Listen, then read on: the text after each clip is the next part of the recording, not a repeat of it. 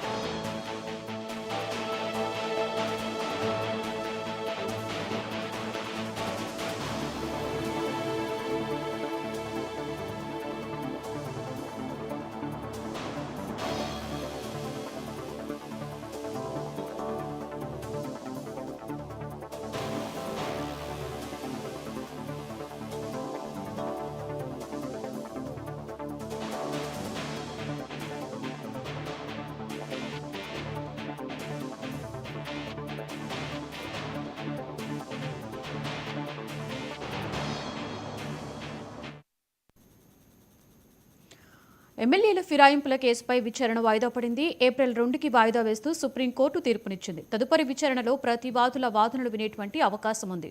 కౌశిక్ రెడ్డి తరఫున లాయర్ సుందరం, కేటీఆర్ తరఫున లాయర్ శేషాద్రి నాయుడు వాదనలు వినిపించారు.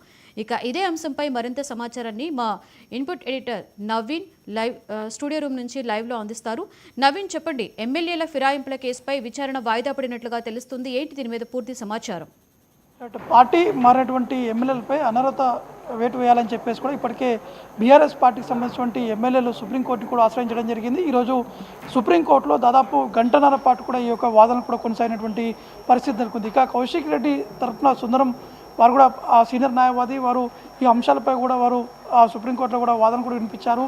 ఇటు స్పీకర్ నోటీస్ కూడా ఇవ్వట్లేదు, కావాలని చెప్పి ఇది ఆలస్యం జరిగేటువంటి విధంగా కూడా ప్రయత్నాలు జరుగుతున్నాయని చెప్పేసి కూడా ఇటు సీనియర్ న్యాయవాది సుందరం కూడా చెప్పడం జరిగింది. అంటే ఫిర్యాదులకు సంబంధించినటువంటి అంశాలపై ఇప్పటికే 10 మంది ఎమ్మెల్యేలు కూడా పార్టీ మారి కాంగ్రెస్ పార్టీ తీర్థం కూర్పించుకోవడం జరిగింది. ఇప్పటికే 3 ఎమ్మెల్యేలపై చర్యలు తీసుకోవాలని చెప్పేసి గతంలో కూడా ఫిర్యాదు చేసినప్పుడు కూడా ఆ 3పై కూడా ఎటువంటి ఫిర్యాదులు కావచ్చు, వారికి ఎటువంటి నోటీసులు కూడా జారీ చేయాలని చెప్పేసి కూడా ఇటు అడ్వకేట్ కూడా చెప్పడం జరిగింది. దాంతోపాటు ఈ కేసును కూడా పూర్తి స్థాయిలో వాదనలు విన్న తర్వాత ఏప్రిల్ 2వ తారీఖు ఈ యొక్క కేసును కూడా వాయిదా కూడా వేయడం జరిగింది. ఆ రోజు తుది తీర్పు కూడా ఇచ్చేటువంటి అవకాశాలు ఉన్నట్టు కూడా తెలుస్తుంది. ఎందుకంటే ఈ కేసు సంబంధించిన విషయాలపై బీఆర్ఎస్ పార్టీకి సంబంధించిన ఎమ్మెల్యేలు హైకోర్టు కూడా ఆశ్రయించడం జరిగింది. దాని తర్వాత సుప్రీంకోర్టును కూడా ఆశ్రయించినటువంటి పరిస్థితి నెలకొంది. ఇప్పటికే 3వసారి సుప్రీంకోర్టులో కూడా ఈ అంశాలపై కూడా విచారణ కూడా కొనసాగినటువంటి పరిస్థితి నెలకొంది. అయితే ఈ 4 వారాల్లోనే షెడ్యూల్ చేయాలని చెప్పేసి మొదటగా చెప్పారు. కానీ ఎటువంటి స్పీకర్ ఎటువంటి చర్యలు కూడా తీసుకోలేదు. కాబట్టి దాని తర్వాత సుప్రీంకోర్టు కూడా సీరియస్ కూడా కావడం జరిగింది.